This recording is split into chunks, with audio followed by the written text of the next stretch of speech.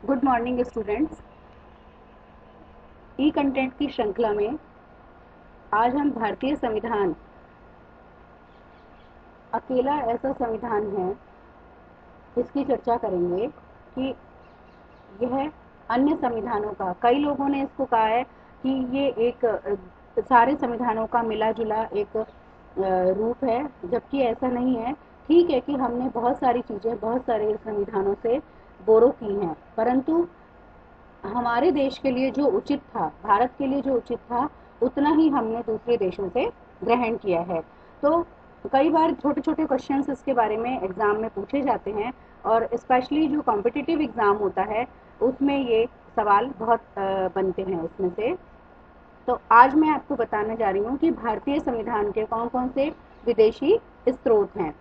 इसमें हम सबसे पहले देखेंगे कि संयुक्त राज्य अमेरिका से हमने जो ली है, जो अवधारणाएं ली हैं या जो संविधान के तत्व लिए हैं, उसमें मुख्य रूप से मौलिक अधिकार, न्यायिक पुनरावलोकन, संविधान की सर्वोच्चता, न्यायपालिका की स्वतंत्रता, निर्वाचित राष्ट्रपति एवं उस पर महाभियोग, उपराष्ट्रपति, उच्चतम एवं उच्च न्यायालयों के न्यायाधीशों को हटाने की विधि एवं वित्तीय आपात संयुक्त राज्य अमेरिका से लिया गया है।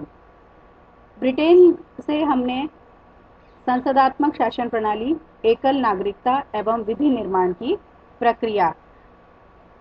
आयरलैंड से नीति निदेशक सिद्धांत, राष्ट्रपति के निर्वाचक मंडल की व्यवस्था, राष्ट्रपति द्वारा राज्यसभा में साहित्य, कला, विज्ञान तथा समाज सेवा इत्यादि के क्षेत्र में ख्याति प्राप्त व्यक्तियों का मनोनयन, आपातकालीन उपबंध।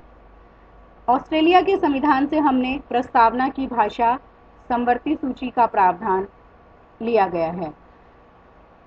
केंद्र और राज्यों के मध्य शक्तियों का विभाजन भी ऑस्ट्रेलिया से ही लिया गया है। राष्ट्रपति को मौलिक अधिकार संबंधी जो शक्तियां हैं वो जर्मनी से ली गई हैं। कनाडा से हमने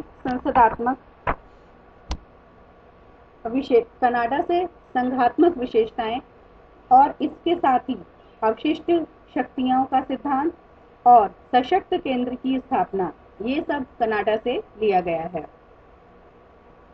दक्षिण अफ्रीका के संविधान से संविधान संशोधन की प्रक्रिया का प्रावधान लिया गया है। सोवियत संघ के संविधान से हमने मौलिक कर्तव्यों का प्रावधान लिया है। जापान द्वारा विधि द्वारा स्थापित प्रक्रिया, जो कि हमारे यहाँ अनुच्छेद 21 में है, जिसे हम according to procedure established by law, यानी कि विधि द्वारा स्थापित प्रक्रिया जो है वो जापान के संविधान से ली गई है। फ्रांस के संविधान से हमने 1946 से गणतंत्रात्मक शासन प्रणाली की व्यवस्था ली थी। तो इस तरह से ये बहुत सारी चीजें हैं जो हमने अपने संविधान को बहुत अच्छा बनाने के लिए दूसरे देशों से बोरो की थी। भारतीय संविधान के हालांकि बहुत सारे देशी और विदेशी स्रोत हैं, लेकिन जो सबसे अधिक प्रभाव भारतीय संविधान पर पड़ा है वो है भारतीय शासन अधिनियम 1935 का। क्योंकि भारतीय संविधान में जो 395 अनुच्छेद में से जो लगभग 250 अनुच्छेद हैं वो 1935 के अधिनियम से या तो यूं के यूं उतार लिए गए हैं अथवा उनमें थोड़ा बहुत परिवर्तन किया गया है। ये तो हमने बहुत थोड़े से संविधानों के बारे में चर्चा की है, लेकिन अब इसमें मैं बताना चाहूंगी कि संविधान निर्माण के समय संविधान सभा ने लगभग 60 देशों के संविधानों का अध्ययन किया था, और उनकी जो बहुत अच्छी बातें जो हमारे संविधान के लिए बहुत अधिक उपयुक्त थी, उन्हीं को ही भारतीय परिस्थितियों के जो अनुकूल थी उनको निसंकोच ग्रहण कर लिया गया।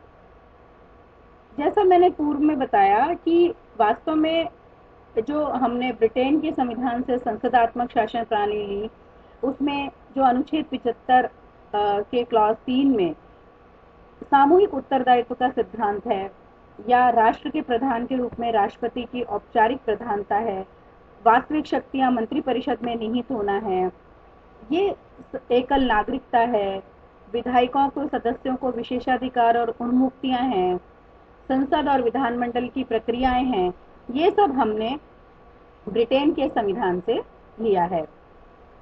तो अब एक प्रश्न उठता है कि एग्जाम के लिए हम इसको कैसे तैयार करें। तो मैं यहाँ आपको एक छोटा सा एग्जाम्पल देके बताती हूँ कि एक जैसे एक छोटी सी आपको एक कंसेप्ट याद रखना है। नी आ आज संद सम आज से गफत्र करूं। नी मतलब नीति निदेशक तत्व, जो हमने आयरलैंड से लिए हैं, नी आ। दूसरा वर्ड आता है आज। आज का मतलब होता है आज आपातकालीन जो व्यवस्थाएं हैं हमने वो जर्मनी के संविधान से ली हैं, जिसमें उन्होंने आपातकाल कि भाई देश में किसी भी तरह के अगर आपातकाल की घोषणा होती है तो वह जर्मन के वीमर संविधान से 1933 से हमने आपातकाल की व्यवस्थाएं ली हैं। इसी तरह से संविधान संशोधन की जो व्यवस्था है वो हमने दक्षिण अफ्रीका की संशोधन पद्धति से ली है, संद। नेक्स्ट हम आते हैं सम आस। सम आस का मतलब होता है समवर्ती सूची।